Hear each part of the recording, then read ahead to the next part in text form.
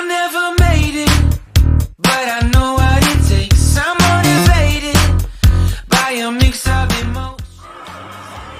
Hi everyone! Welcome back again to our channel.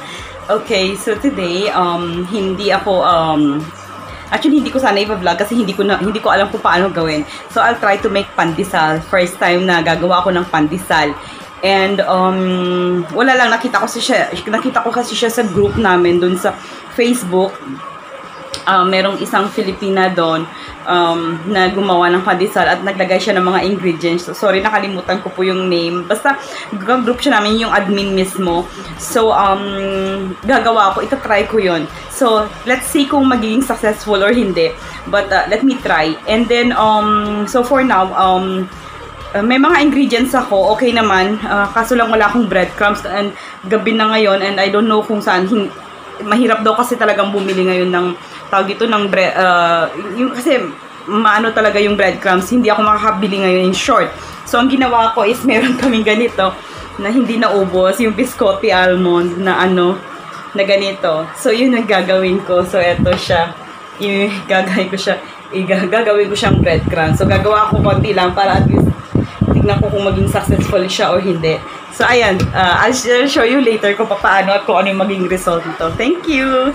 Okay, so for our ingredients, we will going to need all of this. Okay, so we need 3 and 1/4 cup of flour, 1/4 cup of sugar. I don't have white sugar, so it's okay. We'll see later what will happen if I'm going to use brown sugar. Oil, 2 tablespoons of oil, 1 egg, 1/4 cup of butter, 2 teaspoons of salt. This is the yeast, active yeast. 2 teaspoons of this one. And then crumbs and our 1 cup of warm milk. So, ito yung ating ingredients. So, we'll mix it later. And then we'll show you how is it.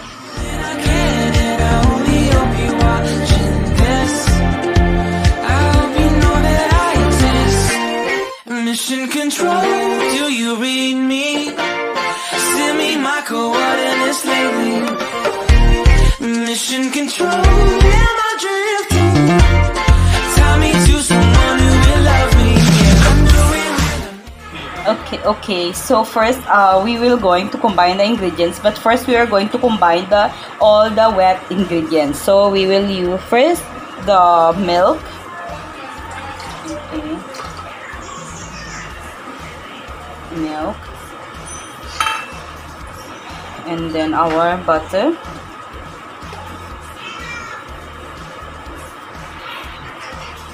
okay, then our egg.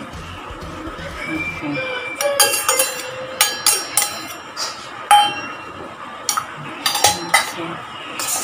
We'll mix all our wet ingredients thoroughly. Okay, and then our yeast. So we are using active dry yeast. So what I did first is minix ko muna siya sa warm water. Ayan. Okay, and then mix it well. Okay, so okay na siya. Ito na siya. So we'll add our dried ingredients now. So first we're going to add our flour.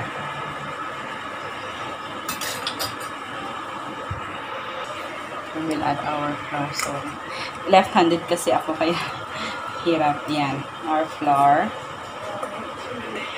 It's 3 and 1/4 cup of flour. Yan.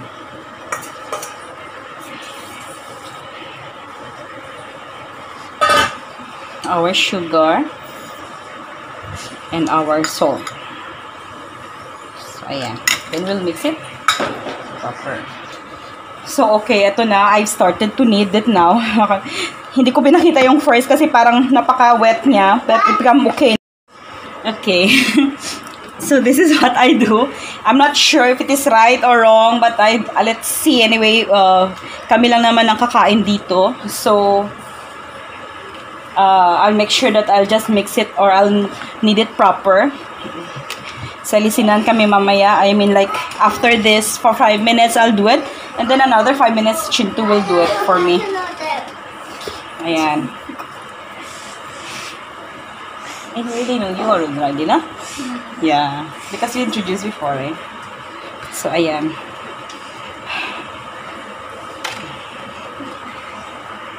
Okay, so eto na siya. Yan. So, i-cover natin siya for 30 to 45 minutes and then we'll see kung magra-rise up siya. So, sana hopefully magra-rise. Ayan. So, we'll see it later. Okay, so eto na yung ating what do you call this one? I'm so happy. It rises so much, see? Yan. So, we're going to remove the gas of this. Going to push like that. So, we're going to remove first and then we're going to knead it again and then i-form natin siya. Saka natin ilalagay sa oven. Ayan. So, happy! It rises up so much. So, ayan. Okay, eto na siya. So, yan natin. Then, we will cut it half para cut natin half para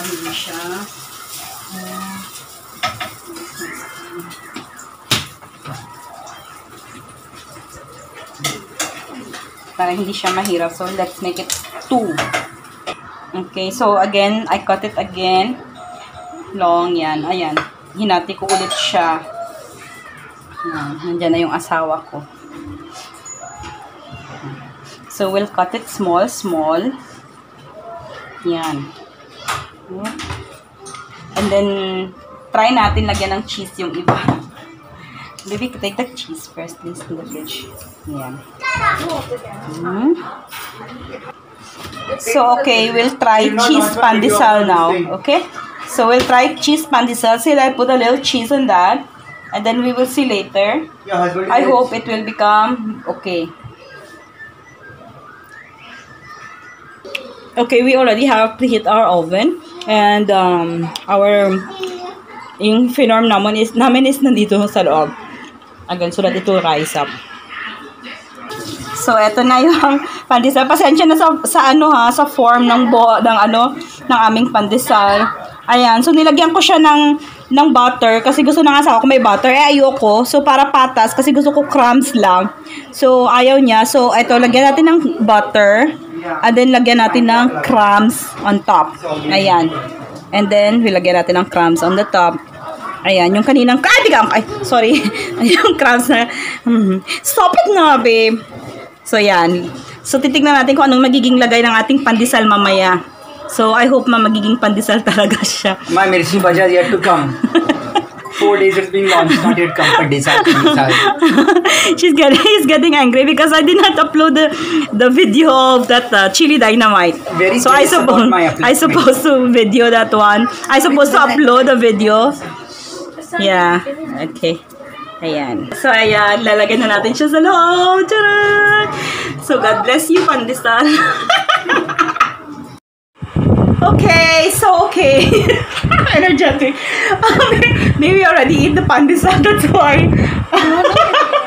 Okay, so we finished. After so long, we finished because it's our first time. So, it's our first time also to use the oven. So, sorry, babe, baba. Medyo naging tawag dito, yung timing is hindi naging, pero it became okay.